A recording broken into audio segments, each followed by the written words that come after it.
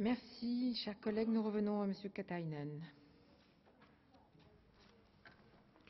Madam Speaker, thank you very much for your comments and advices. Let me start by saying that Commissioner Vella will be present in ENVI committee. It was the 21st of December, and in this committee there you have an opportunity to look at the package very in-depth manner. First, what is different with this package comparing to the previous one, which was withdrawn by the Commission? First of all, the previous legislative waste proposal was partially based on humble wishes. For instance, if you look at the landfill target, it was not legally binding, and I do hope that there is not a political group, even the Greens would not put your political weight in order to change our proposal to the one which we withdrawn, because it would be weaker than this what we are proposing at the moment. Now it's legally binding. The former one was not. It was aspirational. It was a kind of hope that somebody would do something. Now it's legally binding. And also, it's not 25%, it's 10% by 2030. Also, what is different is that we are not only talking about how to deal with the waste, but also how to reduce the amount of waste. And that is important. That was one of the reasons why we wanted to withdraw the package, make it more realistic, make it more ambitious, and also to look how we could avoid to deal with, or how we could avoid or reduce the amount of waste, and also to create incentives to use so-called waste, which is valuable raw material for the industry, if dealing properly with it. So I very much like when Honourable Member Tajani used the word reindustrialization. This is very important, because if our incentives are right, and also Mr. Telička mentioned economic incentives, if we manage to get this right, it really encourages private sector, entrepreneurs, innovators, but also industry to transform the current business model to a more circular business model. Also, if you compare circular recycling target and look at landfill target, they are one entity. By 2030, the recycling level should be up to 65%.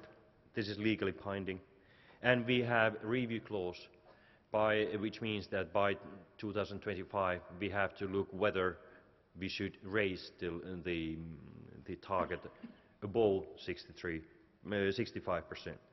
Also, when we changed the landfill target to be more ambitious, it strengthened to achieve recycling target. How many jobs this will create? Nobody really knows.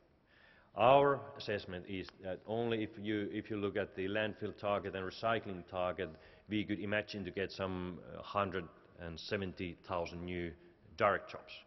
But I would not stare at those figures, because nobody really knows how business will change in the meantime.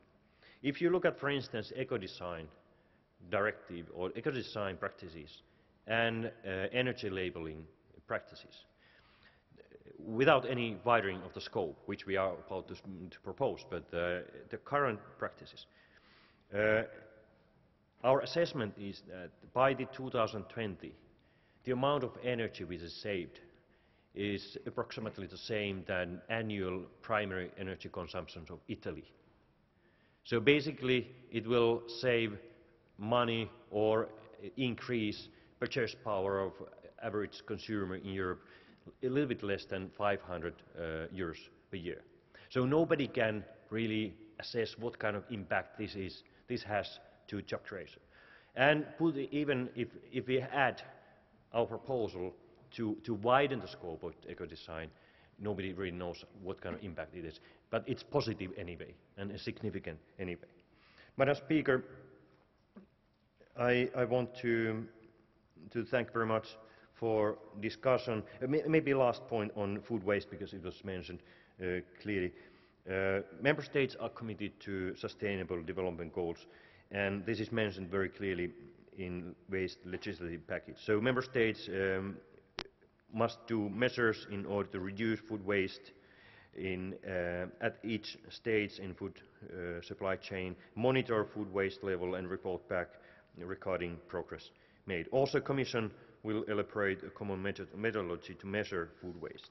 In addition to this, we will clarify legislation relating to waste, food and feed in order to facilitate redistribution of safe, edible food to people in need and where safe to do so.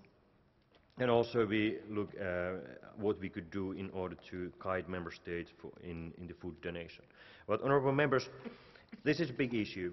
This is a big package, part of the European investment package, and there's plenty of room for pragmatic approach, moderate, result-minded thinking, and let's try to find new tools in order to empower consumers and business to change the business model. Thank you very much. Merci.